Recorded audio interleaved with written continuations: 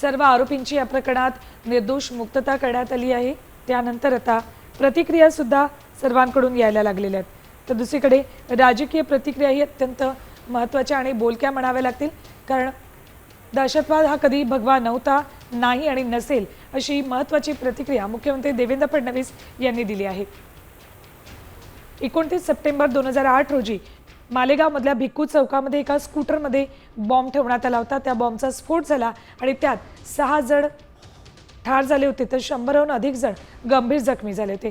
त्यानंतर याचा तपास करण्यात आला आणि तपासादरम्यान चौकशी दरम्यान कर्नल प्रसाद पुरोहित आणि साध्वी प्रज्ञा सिंग यांना आरोपी ठरवण्यात आलं होतं। मात्र या सर्वांची आता निर्दोष मुक्तता करण्यात आली। निकालानंतर जल्लोष केला जात होता, मात्र त्यासाठी त्यांना रोखण्यात आलंय। थेट जाऊयात आमचे प्रतिनिधी अभिजित सोनावणे यांच्याकडे।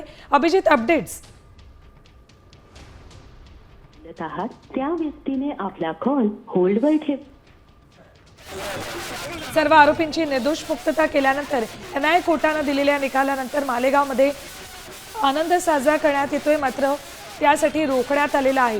पुढचे अनुचित प्रकार घडू नयेत यासाठी म्हणून, कायदा सुव्यवस्थेचा प्रश्न निर्माण होऊ नये यासाठी म्हणून या सगळ्यांना रोखण्यात आलेला आहे।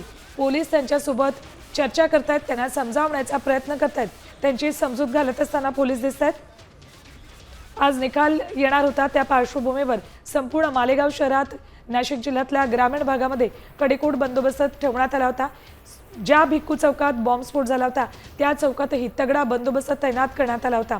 निकाल आल्यानंतर पीडितांनी नाराजी व्यक्त केली, तर आरोपींची निर्दोष मुक्तता करण्यात आल्यानंतर त्यांच्याकडून आनंद व्यक्त केला जात होता, सेलिब्रेशन केलं जाणार होतं। मात्र पोलिसांनी अखेर त्यांना रोखलेलं आहे। कायदा सुव्यवस्थेचा प्रश्न निर्माण होऊ नये यासाठी म्हणून त्यांना रोखण्यात आले आणि पोलीस त्यांची समजूत काढताना दिसत आहेत। हिंदुत्ववादी संघटनांकडून आनंद साजरा केला जाणार होता, मात्र त्याआधीच पोलिसांनी त्यांना रोखलेलं आहे। मालेगावात हिंदुत्ववादी संघटनांकडून जल्लोष करण्यात आला, एकमेकांना पेढे भरवून कार्यकर्त्यांनी आनंद व्यक्त केलाय। या स्फोटातील सर्व आरोपींची निर्दोष सुटका करण्यात आल्यानंतर आनंद त्यांच्याकडून साजरा करण्यात आलाय। अपडेट्स घेऊयात आमचे प्रतिनिधी अभिजित सोनावणे यांच्याकडून। अभिजित, काय अपडेट्स आहेत? पोलीस या सगळ्या कार्यकर्त्यांची समजूत काढताना दिसत आहेत। खरं तर मालेगावचा निकाल आल्यानंतर हिंदुत्ववादी संघटनांच्या कार्यकर्त्यांनी मालेगावमध्ये जल्लोष केला, एकमेकांना पेढे भरवून या ठिकाणी आनंदोत्सव साजरा करण्यात आलेला होता। मात्र त्यानंतर हिंदुत्ववादी संघटनांच्या कार्यकर्त्यांकडून मालेगाव शहरातला जो मोसम पुलाचा परिसर आहे त्या ठिकाणी फटाके फोडण्याचा प्रयत्न हिंदुत्ववादी संघटनांकडून केला जात होता आणि त्याच वेळी पोलिसांनी या सगळ्या हिंदुत्ववादी संघटनांच्या कार्यकर्त्यांना रोखलेलं आहे।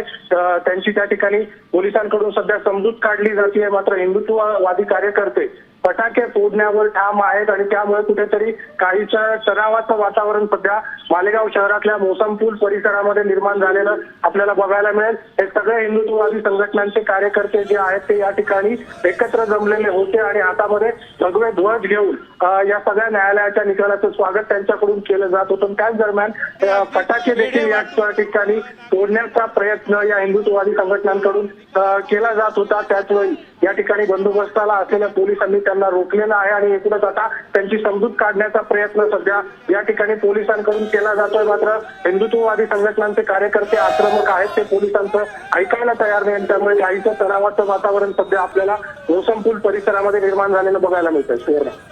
आता isakal.com आहे देशातील नंबर 1 ची मराठी न्यूज वेबसाईट। प्रत्येक अपडेटसाठी isakal.com ला नक्की भेट द्या।